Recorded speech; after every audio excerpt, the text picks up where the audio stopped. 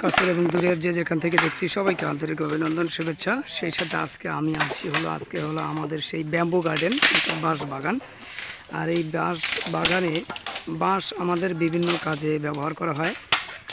ঘরের আসবাবপত্র থেকে শুরু করে ক্ষুদ্র শিল্প এবং কুটির শিল্পের বিভিন্ন প্রয়োজনে বাঁশ ব্যবহার করে থাকি। আজকে একটু ব্যতিক্রম আমরা দেখতে পাচ্ছি সেই আমাদের বাঁশ বাগান। এখান থেকে অনেকেই বিভিন্নভাবে কাজ করছেন। আর বাঁশের কাজের ধরন দেখে বোঝা যাচ্ছে যে আজকের কাজটা একটু ব্যতিক্রম হবে। আর যারা কাজ করছে কিভাবে কাজ করছে কি করবে এই বিষয়ে বিস্তারিত জানবো। আর যারা দেশ এবং প্রবাস থেকে দেখছি, এটাই হলো ব্যাম্বু গার্ডেন অর্থাৎ বাঁশ বাগান। আর বাঁশ তো বিভিন্ন প্রয়োজনীয় কাজে ব্যবহার করা হয়। তা আজকের প্রয়োজনীয় ব্যাপারটা আমরা জানবো। বাঁশ দিয়ে তৈরি হয় ক্ষুদ্র শিল্প, কুটির শিল্পের অনেক ব্যবহারকৃত জিনিস এবং বাসস্থানের বিভিন্ন সামগ্রী হিসেবে বাঁশ আমরা ব্যবহার করে থাকি। তবে আজকের বাঁশগুলো যেভাবে প্রসেসিং করতেছে এই প্রসেসিংটা একটু আমার কাছে ব্যতিক্রম লেগেছে। আসলে আমরা বাঁশ বাগান অনেক দিন থেকে আমরা চাষাবাদ করে দেখে আসতেছি, তারপরও আজকের প্রসেসিংটা একটু অন্যরকম বোঝা যাচ্ছে। আমরা কাজ যারা করছে তাদের সাথেও কথা বলবো যে আজকের বাঁশ প্রসেসিং এবং এই কাজটা কেমন ধরনের হইতে পারে। তাহলে কাজ করেন, আপনাদের কাজের ডিস্টার্ব করবো না। এর মধ্য দিয়েই তাদের কাজের দক্ষতা এবং কাজ করার ধরন দেখেই বোঝা যাচ্ছে যে তারা প্রফেশনাল কাজ করে যাচ্ছে। কাজের ধরন, হাত চালানোর ধরন একটু অন্যরকম। তা এই বাঁশগুলো একটু আমি কথা বলবো আপনার সাথে একটু। এই যে বাঁশ, এই বাঁশগুলো কোথায় যাবে? রাজশাহীতে। আর এই যেভাবে প্রসেসিং করা হচ্ছে এই প্রসেসিং অর্থাৎ একটা আটি, তাই না? আটি বলেন না কি বলেন? তাহলে প্রতি আটিতে কয়টা করে বাঁশ যাচ্ছে? তিনটা বাঁশ মিলে 2টা আটি হয়। এখানে আটি আমরা ওই পাশে দেখাবো পরক্ষণে। আর এইগুলা রাজশাহী যাবে এখান থেকে, তাই না? আমরা এই মুহূর্তে কথা বলছি হলো 8 নং বলদি ইউনিয়ন, বুরুঙ্গামারি, কুড়িগ্রাম। আমরা এই বাঁশ বাগান থেকে কথা বলছি। এই আটিগুলো যাবে রাজশাহী, এবং রাজশাহী তারা নিয়ে যে কী করবে? পানের বড়ে, মানে এগুলো দিয়ে মানে পান বাগান লাগানোর ক্ষেত্রে এটা ব্যবহার করা হবে, গাছের ক্ষেত্রে। আচ্ছা আচ্ছা আচ্ছা। তাহলে আপনার বাসা? আমার বাসা চরবুঙ্গামারি বলপুরি। চরবুঙ্গামারি। এই কাজের সাথে কতদিন থেকে জড়িত? 15 বছর। মিনিমাম 15 বছর। আচ্ছা আচ্ছা, আপনি কাজ করতে থাকেন, আমরা আরও 2-1 জনের সাথে কথা বলব। বাঁশ বাগান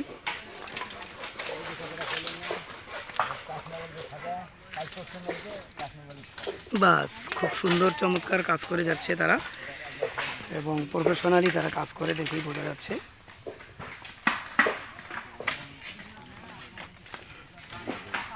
এটাই হলো আমাদের বাঁশ বাগান।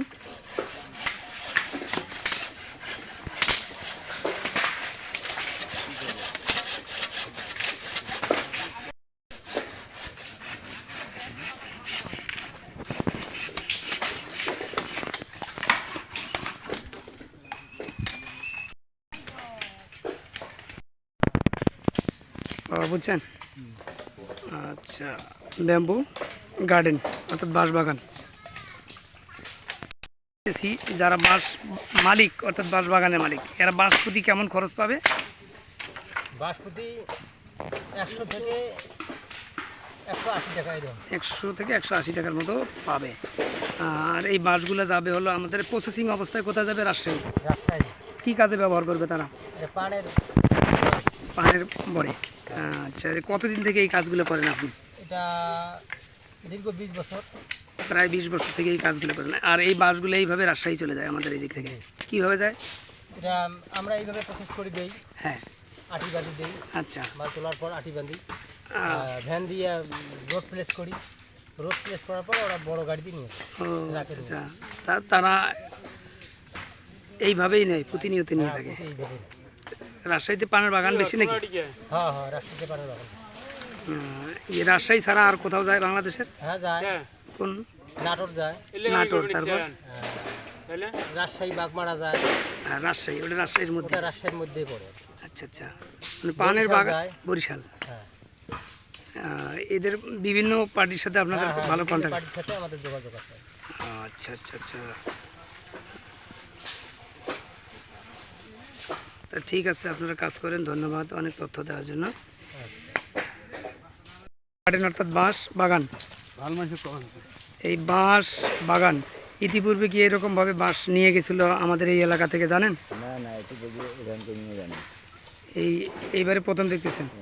তাতে কি লাভ লস কি ব্যাপার, কার লাভ হইতে পারে, ক্ষতি হতে?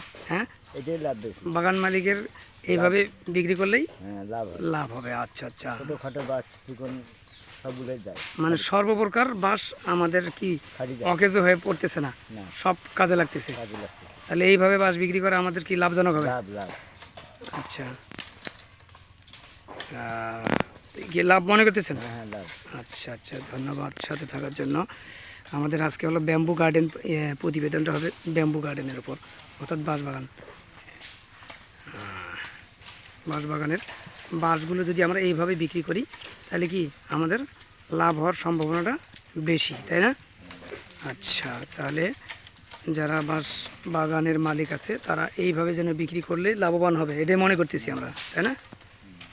ওকে ওকে ওকে, 11 জন, 11 জনের একটা টিম নাকি? হ্যাঁ, 11 জন একটা টিম। কাজ হলে একসাথে যাওয়া হয়। হ্যাঁ, আচ্ছা আচ্ছা, যাক ঠিক আছে, কাজ করতে থাকেন। কাজ করবে লাগছি। আইডি উঠছে।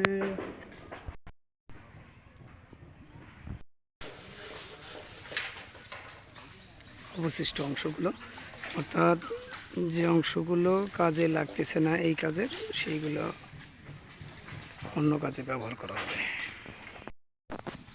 এগুলো ডালিত করে তুললে একসাথে অনেকগুলো নিয়ে আসা যেত।